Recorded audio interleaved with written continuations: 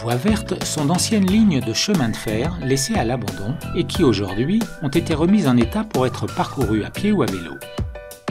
Parmi les différents itinéraires qui existent sur notre territoire, la Via Verde de Rosnegros est l'un des plus importants, tant par son histoire que par sa longueur.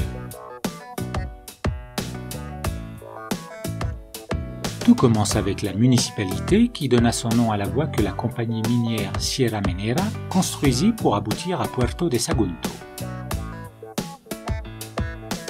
Aujourd'hui encore, nous pouvons trouver des vestiges de ce qui était autrefois l'un des réseaux ferroviaires les plus importants d'Espagne pour l'exportation des minerais, les zones d'exploitation, les ruines des quartiers miniers et même un chemin de fer emblématique qui nous transporte au siècle dernier.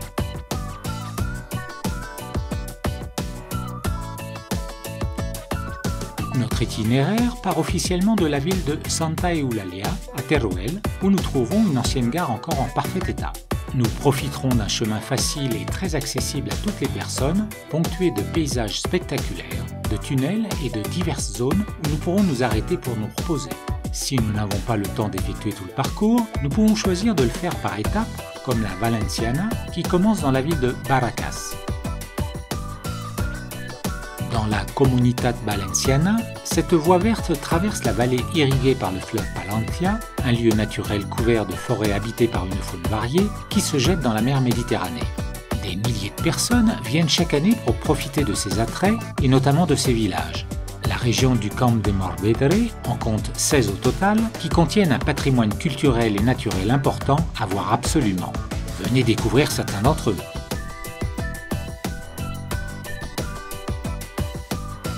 Un autre point fort de cette voie est constitué par ses plages.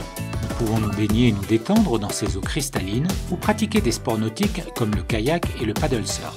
Il existe plusieurs agences pour s'adonner à ce type d'activité en toute sécurité. Notre seule préoccupation sera donc d'en profiter au maximum.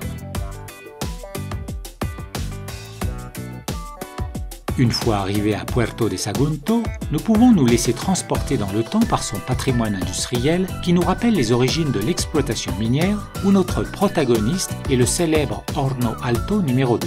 Cette infrastructure, construite dans les années 1920 et haute de plus de 60 mètres, est aujourd'hui l'un des rares éléments qui a été conservé en parfait état et qui, depuis la fermeture de l'usine, est devenu un symbole pour sa population.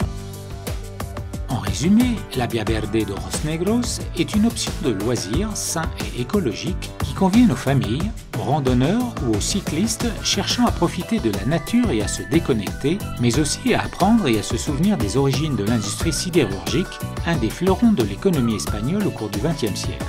Alors, qu'attendez-vous ?